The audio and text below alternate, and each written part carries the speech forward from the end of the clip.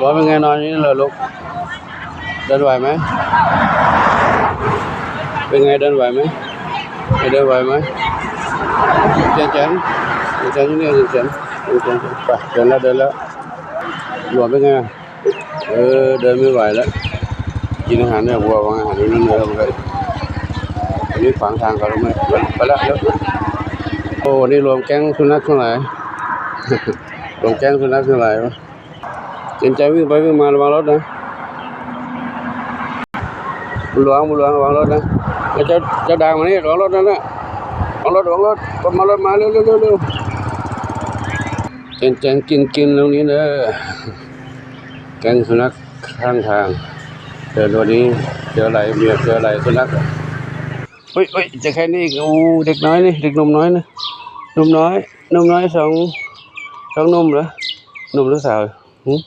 อันนี้นมนี่นมนี่สาวเหรอสีขาวมาใหม่เหรอนุ่มอันนี้สาวใช่ไหมเนี่ย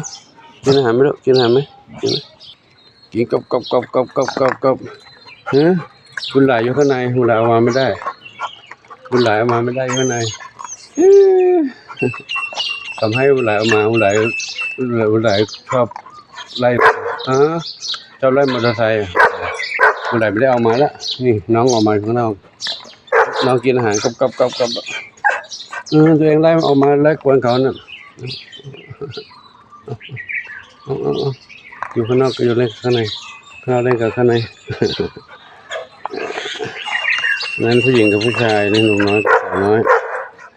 ไปแล้วเด้อเจอใครมานี่มากราบเลยกราบขออาหารกินแล้วลูกขออาหารกินอันนี้มานี่แล้วมาอีกหนึ่งแล้วโอ้มาใกล้กับผม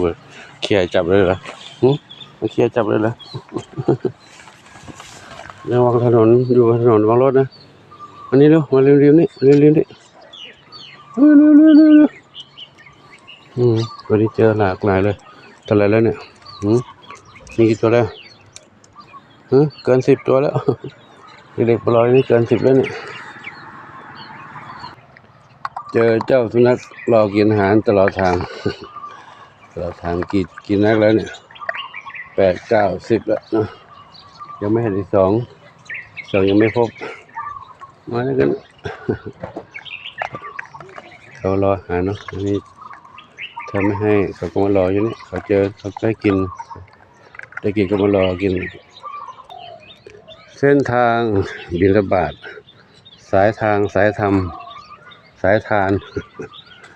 ให้ทานไปเลยต่อทางเลยแล้วก็ถึงสะพานนี้สะพานข้ามแม่น้ำวังหน้าแล้งไม่มีฝนตกน้ำก็อยู่ข้างล่างโน้นก็ยังมีน้ำปริมาณน้ำที่